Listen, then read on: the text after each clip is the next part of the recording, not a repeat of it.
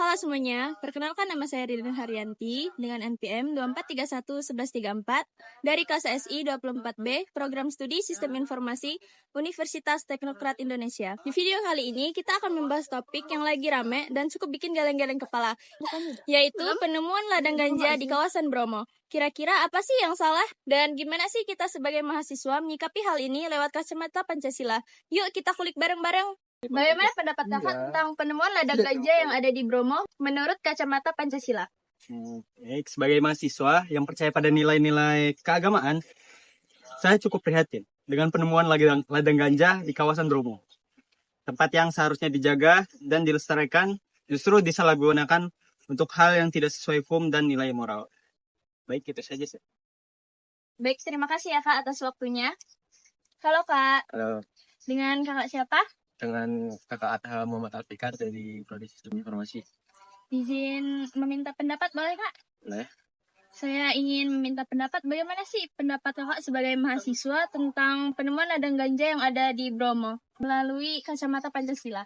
Menurut saya akses lahan jangan disalahgunakan ya. Ladang-ladang yang ada di Bromo harusnya dimanfaatin dengan sebaik-baiknya sama pemerintah lokal.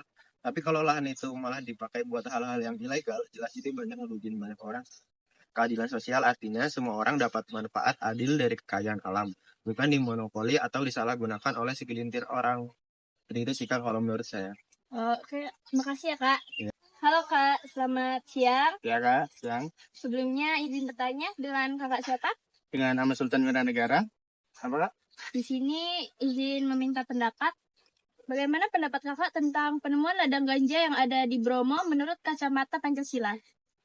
Menurut saya berharap pemerintah dan aparat nggak langsung main tangkap tanpa mencari akar masalahnya.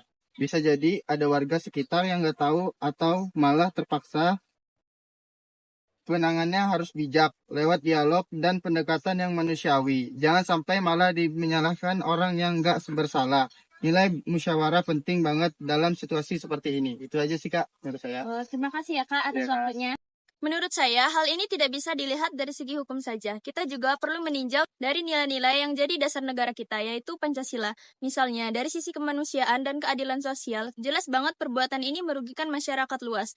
Yang ambil untung mungkin cuma 1-2 saja, tapi yang rugi generasi muda, petani lokal, sektor pariwisata, bahkan citra Indonesia di mata dunia. Yang penting, saya berharap penanganan kasus ini juga jangan asal main tangkap.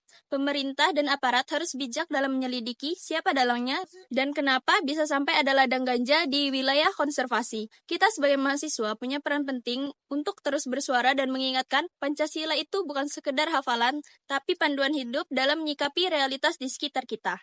Nah, itu tadi obrolan kita soal ladang ganja di Bromo dari sudut pandang Pancasila. Semoga kita bisa makin sadar bahwa nilai-nilai Pancasila itu bukan cuma teori di kelas, tetapi juga bisa menjadi pegangan nyata dalam menyikapi isu-isu bangsa. Terima kasih sudah menonton video ini. Jangan lupa share jika menurut kamu obrolan ini penting untuk teman-teman yang lain juga. Sampai ketemu di video selanjutnya dan tetap jadi mahasiswa yang kritis dan Pancasilais.